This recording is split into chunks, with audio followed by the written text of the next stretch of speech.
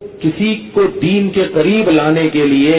وقتی طور پر حق کو چھپانا تو جائز ہے کہ مسئلہ تو نہیں ہے کھل کے مسئلہ بیان کرنا، لیکن غلط بیانی جائز نہیں ہے۔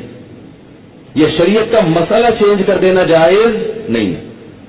بعض لوگ کیا کرتے ہیں، ان کو پتا ہے کہ یہ فلاں مسجد کا امام یا رسول اللہ مدد بھی کہتا ہے،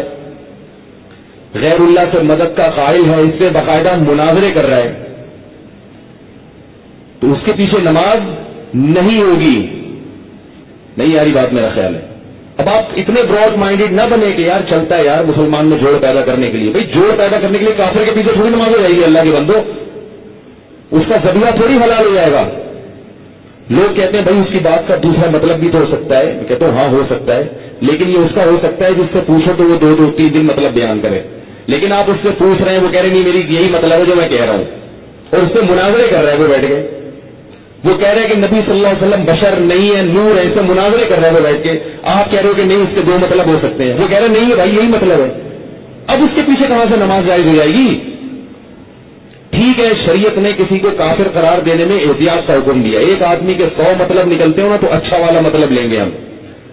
لیکن جب لیں گے جب نکلتا بھی کچھ وہ خود کہہ رہے کہ نہیں ہو میرا مطلب یہ، وہ کہہ رہا ہوں اس پہ مناظرہ کروں، میں ثابت کروں گا کہ نبی بشر نہیں ہے، نبی انسان نہیں ہے، نبی نور ہے۔ وہ کہہ رہا ہے میں ثابت کروں گا کہ اللہ نے نبی کو اختیارات دیے ہوئے ہیں، وہ کہہ رہے جیسے جبریل کو اولاد دینے کا اختیار ہے تو نبی کو اختیار کیوں نہیں ہے؟ تو اتنی واضح بات اگر کر رہا ہے تو پھر اتنا زیادہ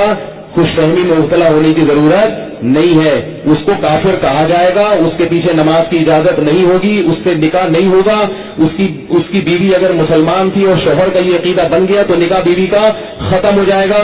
اور وہ اگر جانور ذبح کرے گا اس کا گوشت ہمارے لیے مردار ہوگا۔ وَلَعَنَ آخِرُ هَذِهِ الْأُمَّةِ أَوَّلَهَا، اس امت کے بعد میں آنے والے لوگ پہلے گزروں پر لعنت کریں گے، کہیں گے انہیں تو پتہ ہی نہیں ہے۔ پاکستان کے اندر باقاعدہ آرٹیکل چھپے اخبارات میں کہ محمد بن قاسم جو ہے وہ ڈاکو تھا، سلطان محمود غزنوی لٹیرا تھا، یہ مضامین شائع ہوئے، صحابہ کو گالیاں نہیں دی جا رہی، کتنے لوگ ہیں جو صحابہ کو برا بھلا کہتے ہیں، اور حضور علیہ السلام کے والدین طیبین جن کی وساطت سے یہ درے اور گوہر شاہباز ہمیں نصیب ہوا، ان والدین کو ممبروں پہ بیٹھ کے کیا جہنمی نہیں کہا جا رہا؟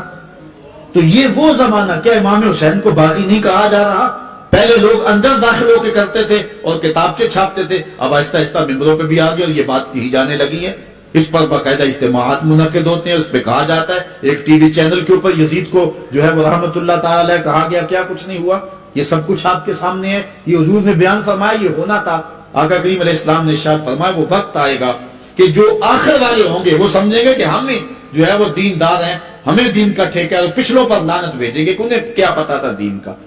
آج پچھلوں کے عقائد پر حملے ہو رہے ہیں اور انہیں مشرک کہا جا رہا ہے۔ میں نے ایک دن کہا تھا یہ بڑے زور سے کہا جاتا ہے جو یا رسول اللہ کہ وہ مشرک ہو جاتا ہے، میں نے کہا دیکھو اس فتوے کا اثر کہاں تک جاتا ہے۔ حضور علیہ السلام کے سارے صحابی آقا کریم علیہ السلام کی موجودگی کے اندر بھی، اور پھر دیکھیے مسلمہ کذاب کے مقابلے میں جو جنگ لڑی گئی، اس جنگ کے اندر حضرت خالد بن ولید نے لکھا کہ کافر بھی اللہ اکبر کا نعرہ لگاتے ہیں، ہم بھی اللہ اکبر کا نعرہ لگاتے ہیں، فرق ہی نہیں معلوم ہوتا اپنا کون سا ہے اور بیگانہ کون سا ہے۔ تو حضرت صدیق اکبر نے لکھا کہ جب وہ اللہ اکبر کا نعرہ لگائیں تم اس کے جواب کے اندر یا محمد آہو کا نعرہ لگاؤ۔